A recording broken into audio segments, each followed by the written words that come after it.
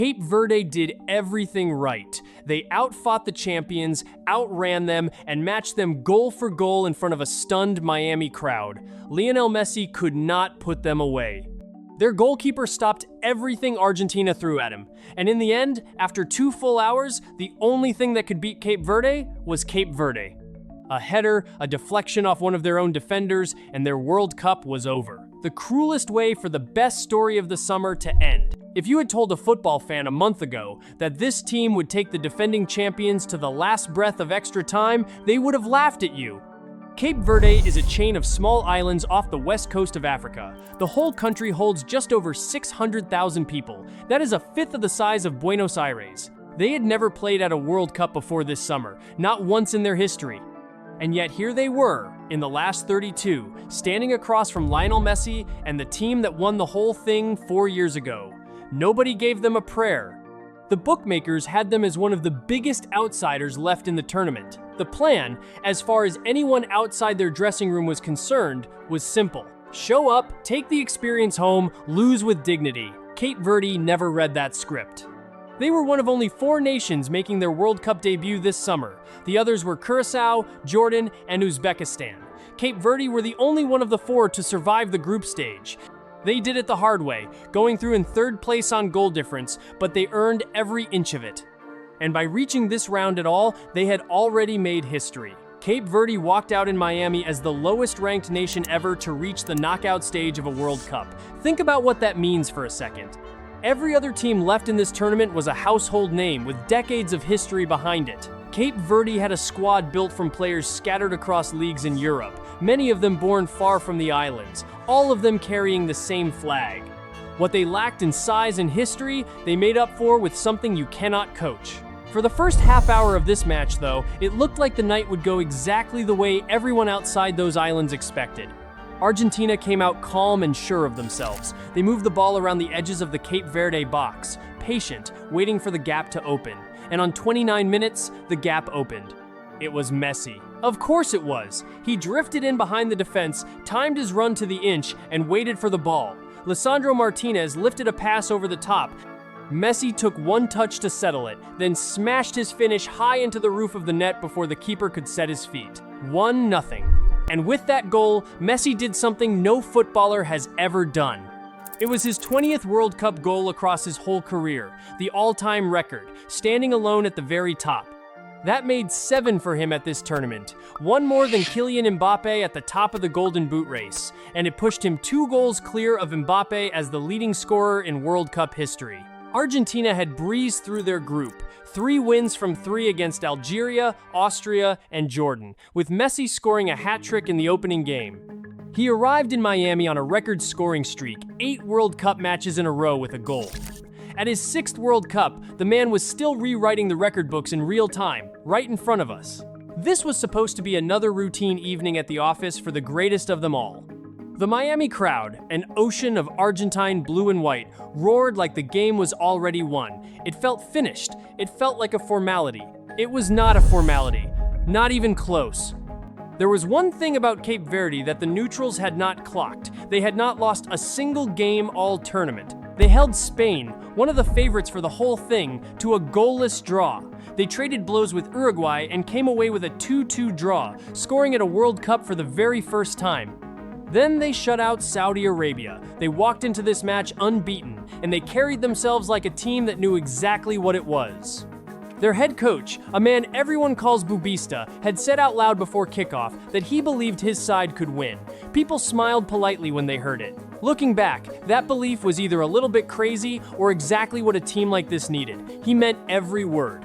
On 59 minutes, they made him look like a prophet. Duroy Duarte picked the ball up on the edge of the area, shifted it onto his stronger foot, and squeezed a low shot into the far corner. The Argentine keeper stretched and could not reach it. 1-1. For a country that had never scored against a team like this in its history, it was more than a goal. It was proof. Proof that the belief in their dressing room was not madness.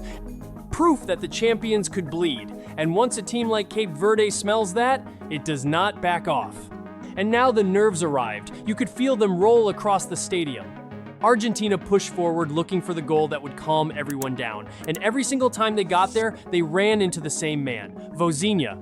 The Cape Verde goalkeeper had already become one of the breakout stars of this whole World Cup. He made his name holding off Spain, and against Argentina, he saved the best of himself for last. 8 saves on the night. 8. He threw a hand at a Messi free kick that was curling for the top corner and clawed it away. He dove at feet, he punched, he parried, he stood tall, and he refused to break. The best player on the planet kept coming, and this goalkeeper from a country of 600,000 people kept telling him no. You could hear the mood in the stadium change. The crowd had walked in expecting a party.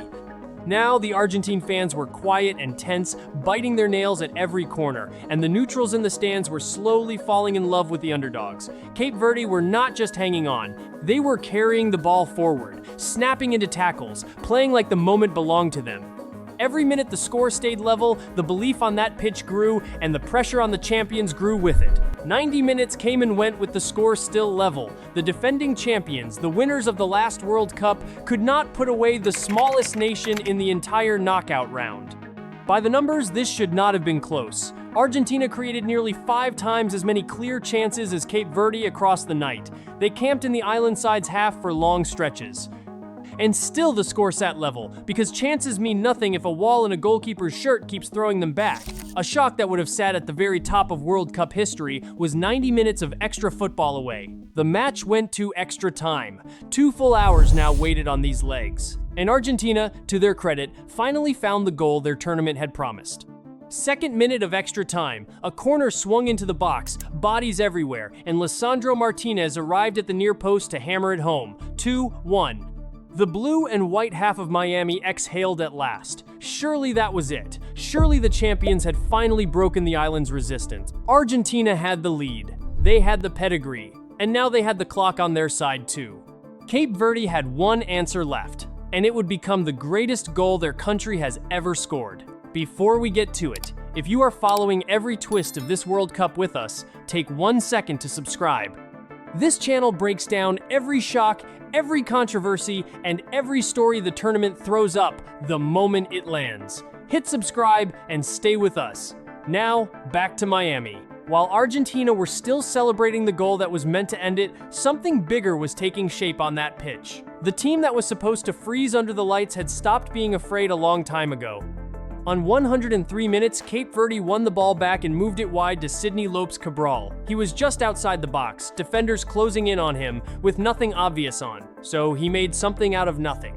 He took one touch to set his feet, then curled a shot from just outside the box that bent away from the goalkeeper and dropped inside the far post.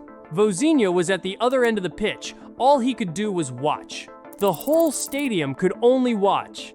2-2. It was, without argument, one of the greatest goals of the entire World Cup. Struck against the defending champions in extra time, with a nation's tournament life hanging on it. Grown neutrals in that stadium were on their feet for a team most of them could not have found on a map a month earlier. And now the unthinkable was real. Cape Verde were level with Argentina, deep in extra time, and one of the biggest shocks the World Cup has ever come close to was a matter of minutes away. Look at the size of what was hanging there. Not a group stage draw, not a plucky night that ends in a narrow loss. A knockout win over the defending champions, the reigning kings of the sport, by a nation of 600,000 people playing at its first ever World Cup. It would have been talked about as the greatest comeback the tournament had ever seen. And for a few impossible minutes, it was on. It felt like destiny. It was not. Because 8 minutes later, the game found its cruelest possible ending. 111 minutes. Argentina swung yet another corner into the Cape Verde box.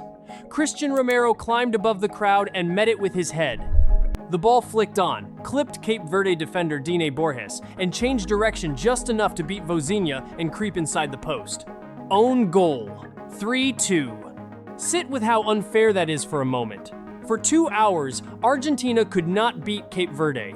Messi could not beat them. Argentina's attack could not beat them. Vozinha stood between the champions and every clean chance they made, and in the end, the only way past him was a ball off the head of one of his own defenders. Cape Verde still had time to find one last miracle, and they went looking for it with everything they had. Corners came flying in, bodies threw themselves at the ball, At the other end, Argentina's own keeper, Emiliano Martinez, had to be brave, diving at the feet of the striker Benchamal to smother a header that was heading in. A corner fell for Montero inside the box, and a desperate Argentine block cleared it off the danger. Jair Semedo, Cabral, and Benchamal all hurled themselves at the Argentine goal in those final moments. Nothing dropped for them. The whistle blew.